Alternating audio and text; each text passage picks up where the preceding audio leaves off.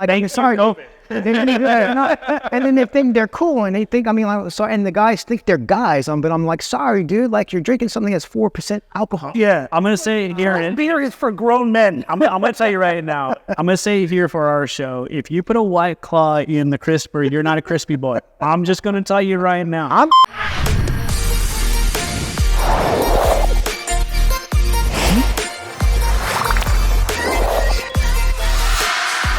I'm Brian. This is Khalil. We are Beers of a Feather, a show that brings great questions with even better brews, but you already knew that. Today, we are at Mission Brewing Plaza near Old Town San Diego. We're going to go check out this new brewery that's going to be opening up right here in this copper dome. Come with us. All right.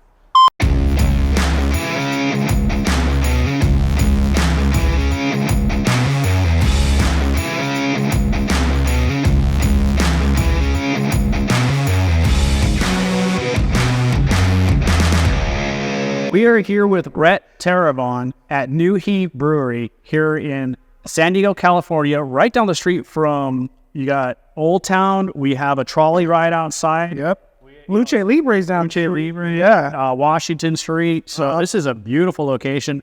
Rhett, thanks for having us here, man. Thanks for coming over, man. I really appreciate you guys coming over. Yeah. Sorry for the mess and everything, but we got to go coming up. Well, you're in the process of opening. Yeah. So, I mean, this is a historic brewery that's sitting here.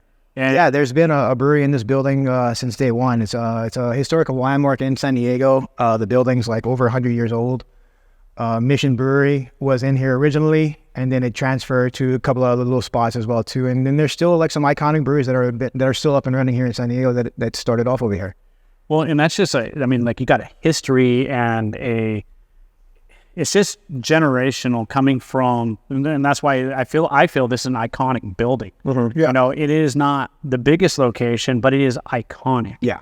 And, you know, you have some major companies that came out of here. Yeah. Some just amazing beer has come out of here. And to now have somebody like you using your craft and your talent and your vision to bring this thing back up and running. I mean, you're working here all the dang time to get this thing back to running condition, which you're just maybe a month out from starting to run your beer through. Yeah, just a month out to actually get the finish off with actually start to making beer here at this location. That's fantastic. Yeah. So you'll move from where you're brewing now to here. So you know, collabs are nice, but it's nice to have your own home. It's nice. Yeah, it definitely is. I mean, because like you're in somebody else's house right now, so you are following their rules and everything else. So it's a little bit different. You got to brew how they want to brew. Yeah. And I'm just a little bit different in the way. Yeah, you know, you're just starting out, right? You have a huge vision for what you want to do in the brew industry. Mm-hmm. You have it all mapped out on all the different, you know, you're going to hit all these different milestones. Yeah. And we're just excited to see all these different milestones that you're going to hit. You know, starting with, you know, the distro that you're already doing now. Yeah. We distributing in Tahiti and Bora Bora. We're actually like the only like American-based brewery that's out over there. They are like, that's craft beer. You have a lot of like American beer out there, but they're more of like from InBev, European InBev coming in and outside of other areas. So we're actually like, and we're only San Diego brewery that's out over there. So, and right here on the trolley, see this, and this is what I'm saying. You can actually come over here, take the trolley to here, or park somewhere, you know, up the street, Washington, whatever, grab a taco, come over here, have a beer, jump on the trolley, and hit the gate. Yeah. So that way you're not dealing with all the traffic for the Padres games and stuff like that. And paying that high price and parking over down. Oh, man. I mean, I'm telling you, you could, I mean, you're talking like just a couple stops, and you're in downtown East Village, you know, and so this is, I think, a great location for that. Yeah, for sure. I'm excited about it. Yeah. And for those of you that can't see, it is warm in here right now because everything is turned off and Khalil is sweating. But we're all sweating, man. It's okay. So we're going to hydrate. We need to hydrate. So right now, you know, we want to say, you know, thank you for keeping us parched with your Carl Strauss friends here. But let's go ahead and drink some of yours. So I got, this is my Pilsner going on right over here. Pilsner, all right. So it's going to be something a little lighter. What's this one called? This one is Chasing Sunsets. Chasing Sunsets. See here. And where can some of our viewers go and get this beer? If you know, I'm gonna be distroing soon, like within the next, once this facility is up and running. Well, actually, like before that, I'll have like beer ready for Sandiego within the next few weeks. Oh yes. And then, so like I have some accounts waiting. I am going to be contacting Sue. Hopefully I can get a contract with them to start doing from brown bag and everything all just to help out with that. But I have accounts waiting. So I mean, like you'll get them at like Palomar Liquor, like right up the road over here. Yeah. Keg and the K&B Bistro, you'll be able to get here. All the keg bottles you'll be able to get like get over there as well too. And a few other little restaurants you'll be able to find some beer on tap and everything for sure. Cheers, man. Cheers. So what should we be tasting in this thing? It's gonna be a little light, crisp. You will get like a slight little hoppiness and all to it. Okay. And also, but it's more of like you're gonna get like some citrus notes as well. Oh, that's a refreshing beer. Yeah. But I mean, it's 5% out ABV. Okay. So it's still like, it's high enough to where, I mean, it's not like a 4 or 4.5%. You still get like a little ABV buzz from it and everything all, but slightly a little more hoppier than most Pilsners, but still it's like crisp. That's a really crisp. I like it. And maybe it's because I'm hot right now. You know, we're in the heat wave in San Diego, and you know, we hadn't turned everything off so we don't get the fans and everything sounds in our mics. But this is refreshing. This is refreshing. Yeah, I like it. It's really good, man. It's done traditional and everything. I do add a little extra. So like my Pilsners or lagers, I do traditional German styles, and also I mean that's how I learned, and that's how I mean I don't follow the 4 German beer laws. I mean, granted, they don't do that anymore either, but I do ferment them for 8 to 10 weeks. Okay. So they're in the tank for that long of time, and I won't take them out any earlier. So like even like yeah. So I like it. I mean, they take a little time to go up, but like I mean, with time then comes a better product. They do. I like that slight hop at the end. Yeah.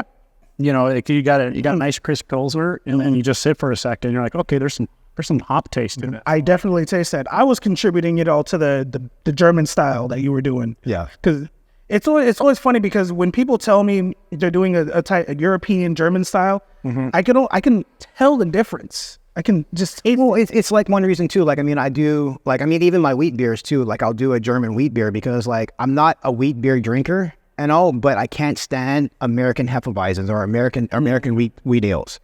The only reason, and a lot of it too, I'm just gonna grab some water so we're into all the glasses. A lot of that too, I mean, like is because American wheat-based beers, man, to me, like, and it just comes back from when growing up in the service industry, my dad had a bakery, and as a kid, I would always go eat some of the raw doughs and just taste it and everything all. And some American beers, man, American wheat beers, like you just taste like I'm shoving up a ball of raw dough. Yeah. Bread dough into my mouth, and it's just that weird yeasty flavor, and all that you're getting from the wheat, right, and all. But like German wheat beers, man, I can drink that all day, and all. Like I mean, it's just like because it's light, they're crisp. You're not getting that doughy flavor and all from them. Yeah, I've always wondered. So I like this one. I just got back from Europe, and the beers there are like they're serving them warm, right? Yeah. So I'm getting nothing but like just head, like in like a little bit of a beer. Yeah, and. I've always interesting. I've always thought, well, because like you got all these German beers and we're doing them here, and like you know, they're crisp, they're cold. I feel great because it's hot. Yeah. Mm-hmm. Is a Pilsner over in Germany served warm? No, they're not crisp. They crisp them off. Like, well, it's just like in England and everything all too. Like England beers and all. Like, I mean, like they're not. A lot of the beers over there, they're gravity fed, so they're putting them in basements and keeping them chilled in basements, so they're not like out. And all. It's only here, like where we put ice and everything, and we refrigerate everything and all. Like, but right. I mean, they learn like realistically, like ice stuff. I mean, like it slows the digestion. That's why they freaking like they eat more. I mean, even in Italy, man, like they eat freaking pasta and carbs all day long, but they're not freaking fat like us. And all. Like it's because of a lot of just how they eat, and then and the stuff that they drink and everything. All like in Germany, no, the German like Oktoberfest and all the beers are gonna be cold. Oh man, and they all like they're huge. And all, like, I've never seen, I mean, I can't get over, like, I mean, seeing some of these beer wenches and all, like, over there, like, these women, man, like, there's, like, 30, like, liter mugs, and they're carrying them all in hands and all, like, and they're not spilling anything. Yeah. It's nuts. That's interesting. It's nuts. Fine. Yeah. That was a good beer. Yeah, I really like that one. Great. Thanks. This was a West Coast at 6.3%. I got some Strata hops in it, some HBC, 586, and then we got some sort of psychedelic as well too into it. All right. Khalil's gonna like this one. Oh yeah, I like that name.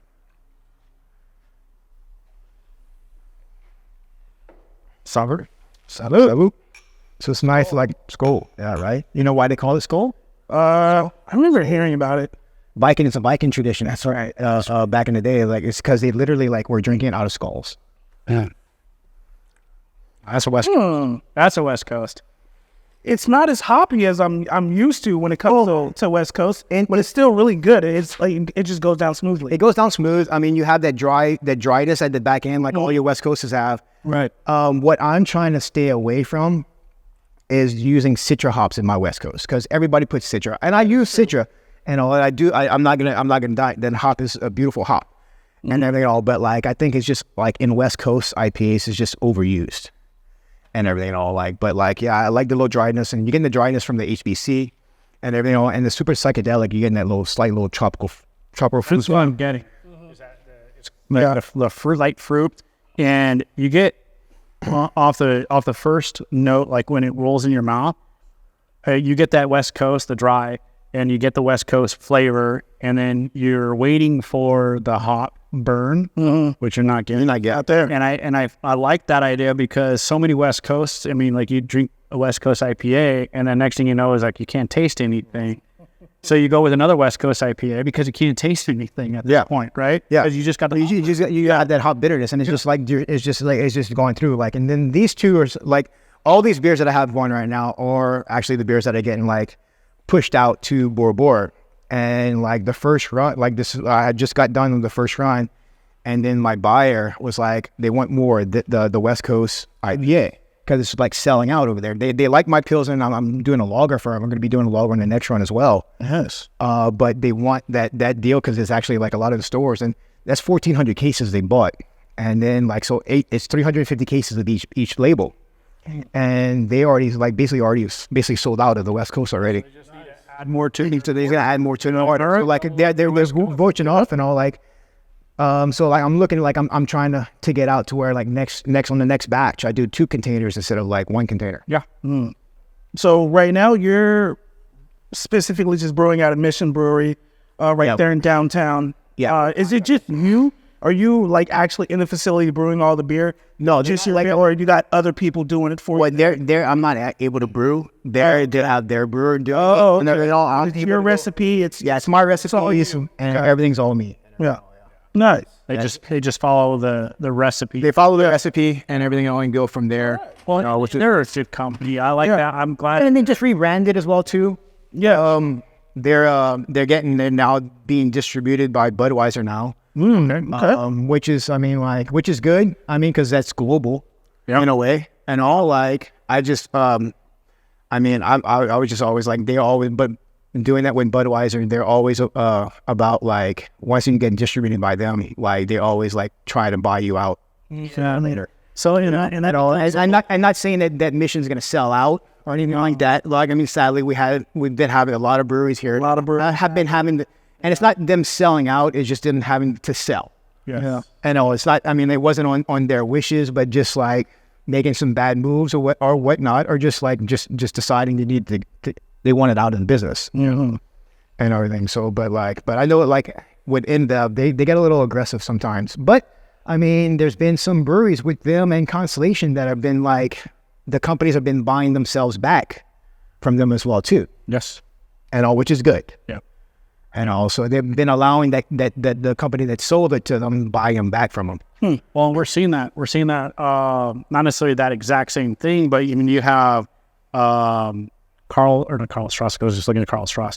You have Ballast Point, who sold in the billions. If you sold, and they sold millions. Yeah.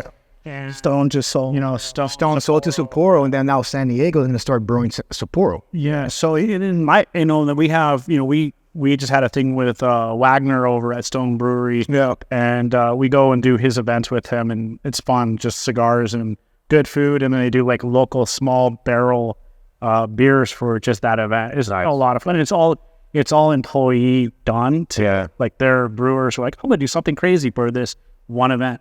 Yeah. So it's a lot of fun, but what we see is the same thing with success comes that, right? So like if you're very successful, the big names are going to want you. But you know, in the news right now, you got Sapporo and you got Anchor, and you know that whole thing that Anchor's owned by Sapporo. Yeah, and they're going on. Well, Sapporo's going on. Well, not Sapporo's going on there, but Anchor's going on there. Well, I mean, which is I don't know why they're going on there. They're stopping their nationwide distribution, where they're only going to be selling only in California, which is weird because they're owned by such a big company. Yeah. So I'm not sure like why their sales are dropping. There's so many. I mean, but because of Anchor, I mean, like we have they have like one specific lager that's in its own category, and it was created by them. Yeah. So and all like we'll see, but then sometimes you regroup, right? Yeah. So maybe Anchor look McKinley and all like with Alpine. You know, like sadly they weren't able to buy Alpine back out, but they started their they started another brewery in their original location, which is phenomenal. Yeah. And then like you got Green Flash and Alpine that are sadly now getting brewed out of Colorado somewheres. Huh.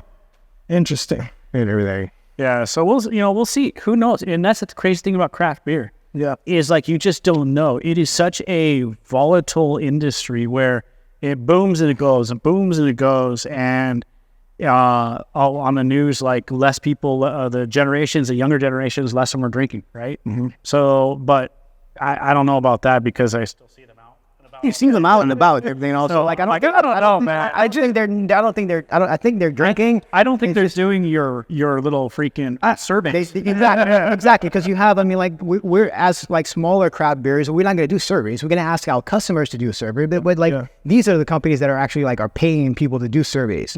So I mean, like they're like, I mean, like realistically, like I mean, who would do a survey anyway? I wouldn't do a survey. I don't think the younger crowd is like drinking beer, like even more so craft beer. Like they're sticking to other different types of. Well, no, like I listen, because these kids are doing like Happy Dad and freaking White Claw crap. Yeah, and like I mean, like I'm sorry.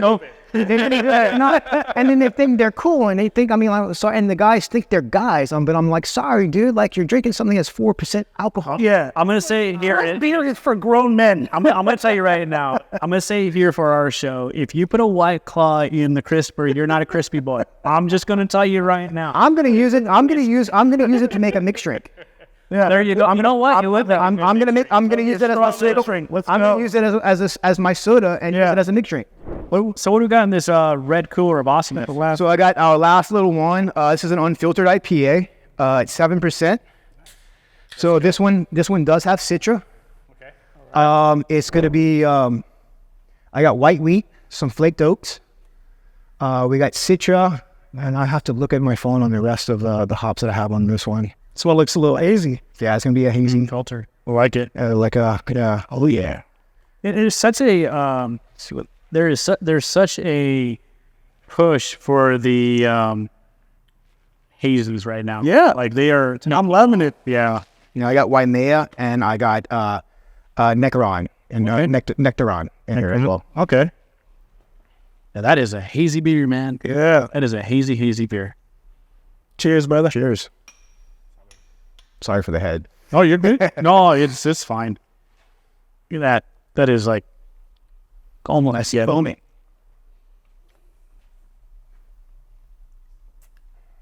Your beer doesn't seem too hoppy, which I really like because it makes it so much more drinkable. And I'm thinking because that's probably why it's doing so well in Bora Bora, because even though that you have, a West Coast and you're doing the IPAs, I don't know what they drink over there. Well, I mean, like, I didn't know that either. And all, like, I mean, and like I said, I mean, I've been to Tahiti, yeah, and everything. All like, and like, I mean, even in Hawaii, I mean, like, it's a tropical island. All the tropical islands that I've ever visited, I mean, like, as a kid, I paddled canoe, and we did canoe races, and I mean, we did like plenty of them in Hawaii, and all, and then we did long distance races, which is where like paddling to different islands. And that's where we actually we got invited to go to Tahiti to race. I mean, and these guys, the guys just like us, they grew up, but these are some of the best canoe paddlers in the world. Yeah. I mean, like the national Tahiti crew would come to Hawaii and they'll do our paddle from Molokai to Oahu, which is like almost 30 miles one way, and they would paddle that in like 2.5 hours. Ooh. Wow. And all like, and you have like a 9-man crew, and all where you have 6 guys in the crew at one deal, but then you have 3 rotation guys that are in an escort board following you. They do like paddling out, and they'll paddle that in 2 hours, man, 2.5 hours. I mean, they set the records each year. Wow. And all, and we would do long distance races over there. And every time I would go over there, it was always, I would just see lighter beers, Heineken, Stella. Right.